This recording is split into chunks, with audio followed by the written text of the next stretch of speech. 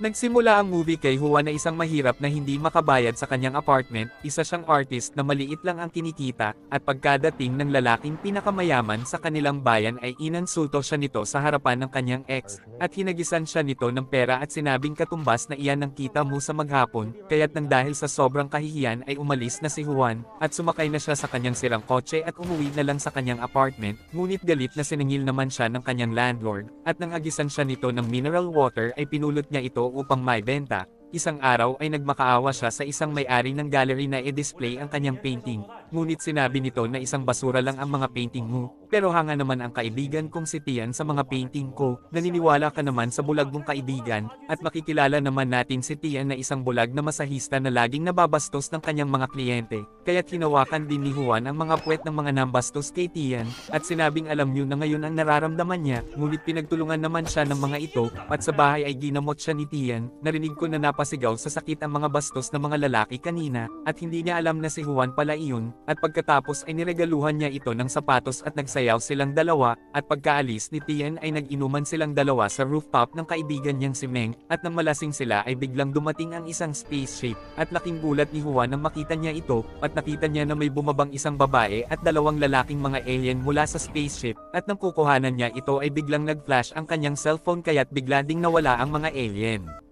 At nakita ni Juan na may naiwan ang mga ito na isang lapis, kaya't kinuha niya ito at natulog. Kinabukasan ay sinabi niya kay Meng ang nangyari kagabi ngunit hindi naman siya pinaniwalaan nito, at habang nagpe-painting ay naubusan na siya ng tinte kaya't kinuha niya ang lapis na naiwan ng mga alien kagabi, at nang gamitin niya ito ay laking gulat niya nang biglang naging totoo ang kanyang iginuhit, at nang gumuhit ulit siya ay biglang nagkatotoo ang isang mansanas at kinain niya ito dahil sa sobrang saya, at pagka-uwi ay agad niyang sinabi ito kay Meng, ngunit sinabi nito na magpatingin ka na nga sa doktor, at upang mapatunayan ay nag-drawing siya ng gold bar ngunit hindi naman naging totoo ito, at nang ihagis ni Meng ang kanyang drawing sa bintana ay napasigaw sa sakit ang landlord at nagalit ito sa kanila, ngunit nang makita ng matanda na ginto pala ang tumama sa kanya ay ibinulsa na niya ito at umalis, at dahil dito ay naniwala na sa kanya si Meng, at pinag-drawing siya nito ng mas malaking ginto at gulat na gulat silang dalawa dito, at dahil nasa maliit na apartment lang sila ay nag-drawing si Juan ng isang malaking palasyo, at laking gulat ng mga tao nang biglang lumabas ang isang malaking palasyo sa gitna ng kanilang lungsod, at pagkatapos ay nagdatingan na ang mga pulis, at naisip ni Juan na burahin ito ngunit hindi naman niya alam kung paano, at nang makita niya ang isang buton sa lapis ay pinindot niya ito kaya't bigla ding nawala ang palasyo na iyon, at pagka-uwi nila ay sinabi ni Meng na kailangan nating mag-drawing ng mga pera,